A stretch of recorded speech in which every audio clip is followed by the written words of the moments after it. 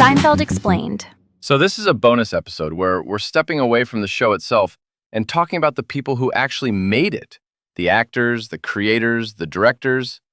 Season 1 of Seinfeld is this weird little 5-episode experiment. And it's fascinating to look at who was involved at the ground floor. It's such a specific moment, right? Because this is before anyone knew what the show would become. Jerry Seinfeld is obviously playing a version of himself, but he's primarily a stand-up comedian at this point, not an actor in any traditional sense. Right, and that's the whole gamble. He'd been doing stand-up since the late 70s, appeared on Carson and Letterman a bunch of times, but sitcom acting is a completely different skill set. There's a looseness to his performance that works because the show is built around that conversational rhythm he already had from stand-up. And then you've got Larry David, who co-created the show with Jerry. He's not on camera in season 1, but he's the other brain behind the whole thing. David had been a stand-up too, actually knew Jerry from the comedy circuit, and he'd written for Saturday Night Live and Fridays before this. The SNL stint was apparently miserable for him. I think he lasted 1 season as a writer, and there's that famous story about him quitting, then coming back the next week and pretending nothing happened. Which is very George Costanza energy. Completely. And that makes sense because George is basically Larry David's neuroses, filtered through Jason Alexander's performance. Alexander was a theater guy. He'd done Broadway, won a Tony for Jerome Robbins' Broadway, right around this time, actually. So he's coming from this very technical acting background. Which is interesting because George is such a physical character. Like the way Alexander uses his body and voice to convey George's anxiety and desperation, that's not something you'd necessarily expect from someone doing their first major TV role. But he'd been training for years in musical theater. Yeah, and apparently Alexander initially thought the show was going to be more like a traditional sitcom. There's that story about him playing George bigger and more neurotic in the early days until they dialed it back a bit. But even in season 1, you can see him figuring out the rhythm. Then there's Michael Richards as Kramer. He'd been around, been on Fridays with Larry David actually, and done a bunch of character work in movies like UHF and Problem Child. But Kramer is such a specific physical creation. Richards has this background in physical comedy and improv, and you can tell he's pulling from that. The way Kramer enters a room, the pratfalls, the whole physicality, it's very deliberate. And in season 1, the character is still called Kessler in the pilot because they were basing him on Larry David's actual neighbor, Kenny Kramer, and hadn't gotten clearance yet or something. Right, and Kenny Kramer later tried to capitalize on that with his own Kramer reality tour in New York. But Richards' performance is what made the character iconic, not the real guy. For sure. And then Julia Louis-Dreyfus as Elaine, she doesn't appear in the pilot at all. The network was worried about the show being too male-heavy, which is wild considering how central Elaine becomes. Louis-Dreyfus had been on SNL too, in the mid-80s cast that's generally considered one of the weaker eras. But she'd been working steadily. She was on Day by Day, this family sitcom, right before Seinfeld. But you can tell even in season 1 that she's got this skill for physical comedy and deadpan delivery that's totally different from what she'd been doing. She's also the only one of the main 4 who came from a wealthy family. Like, her father was a billionaire, which is this weird bit of trivia that doesn't connect to anything about her performance, but it's interesting context. It definitely didn't stop her from committing fully to the role. Elaine in season 1 is still finding her place in the dynamic, but Louis-Dreyfus is already nailing the exasperation and the way Elaine is both smarter than the guys, but also just as petty and ridiculous. So those are your core 4, and then you've got the people behind the camera. The pilot was directed by Wolff, who'd done a ton of TV, Taxi, The Jeffersons, all these classic sitcoms. But then starting with episode 2, it's all Tom Cherones directing the rest of season 1. Cherones had worked on news radio and would stay with Seinfeld for years. He's one of these workman directors, not flashy, but really good at maintaining the rhythm of a multi-camera sitcom. He understands how to shoot those long dialogue scenes in the coffee shop or Jerry's apartment without it feeling stagey. And the multi-camera setup is important because that's part of what makes early Seinfeld feel different from later seasons. They're still figuring out the visual language. Later on, the show gets more cinematic, more single camera in feel. But season 1 is very much a traditional studio sitcom in terms of how it's shot. The writing staff in season 1 is tiny. It's basically Larry David and Jerry Seinfeld creating the stories, with Larry Charles coming in as a writer and supervising producer. Charles had also been a stand-up and had written for Fridays.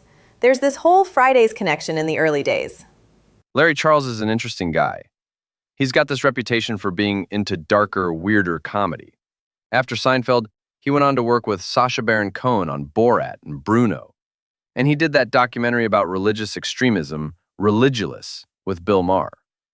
So he's always been drawn to uncomfortable, provocative material. You can see hints of that even in season 1. There's a meanness to some of the humor that's not quite like other sitcoms of the era. It's not mean-spirited exactly, but it's not warm and fuzzy either. Right, and that's the Larry David influence too. David's whole comedic worldview is about social discomfort and petty grievances. He's mining his own neuroses and irritations for material, and that's what makes the show feel specific. And Jerry Seinfeld is the other half of that equation. He's got this observational stand-up style that's very clean and precise. So you've got David's neuroticism and Seinfeld's observational clarity colliding, and that's the engine of the show. The stand-up interludes in season 1 are interesting too, because they really hammer home that Jerry's a comedian first. Later seasons mostly drop that structure, but in season 1 you get Jerry doing stand-up at the beginning and end of episodes, and it's directly connected to the story. Which makes sense for easing a stand-up into acting. It's like, here's the thing you're already good at, and we'll build a narrative around it. But as the show found its footing, they realized they didn't need that crutch. And the early episodes are so small in scope. Like, the pilot is literally just Jerry and George sitting around talking about a phone call. There's no big plot, no wacky misunderstandings. It's just two guys obsessing over ambiguous signals. That's the Larry David influence again. He's always said the show is about how people really talk and behave, not about manufactured sitcom plots. Season 1 is very much testing that premise. Can you make a whole episode about nothing but a phone call? Or a stock tip? Or trying to break up with a friend? The answer turned out to be yes, but you can tell they're still figuring it out. The rhythms aren't quite there yet, and the characters are a bit more grounded than they'll become later. George isn't as pathetic, Kramer isn't as cartoonish, Elaine isn't as cutting. Jason Alexander has talked about how he didn't initially understand what the show was. He thought it was going to be more about plot, and it took him a while to realize it was really about behavior and conversation. And Michael Richards apparently would sometimes improvise these wild physical bits that they'd have to rein in because they were too big for the space. Yeah, and Julia Louis-Dreyfus has said she was still figuring out who Elaine was in season 1.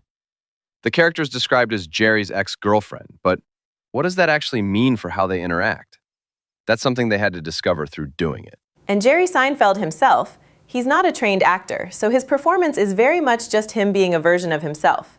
Which works because the show is designed around that, but it's also a limitation. He's never going to have the range that Alexander or Louis-Dreyfus or Richards have. But that's also part of the charm, right? He's the straight man in a lot of ways. Everyone else is doing bigger, more exaggerated characters, and Jerry's just reacting with this bemused, slightly judgmental detachment. Exactly. And Larry David understood that dynamic because he knew Jerry's strengths. David's writing to what Jerry can do naturally. The observational commentary, the sarcasm, the social anxiety disguised as casual interest. It's also worth mentioning the executives who backed the show. Brandon Tartikoff at NBC was the one who greenlit it, and apparently he didn't really get it, but trusted that there was something there. The show tested terribly with audiences. Yeah, the pilot tested so badly that it almost didn't get picked up. And even when they ordered more episodes, it was just 4, this tiny little season. The network had no idea what to do with it. Which is probably why they had the creative freedom to be weird. Nobody was paying close attention because nobody expected it to be a hit. So Larry and Jerry could just make the show they wanted to make. And Tom Cherones as director was willing to serve that vision.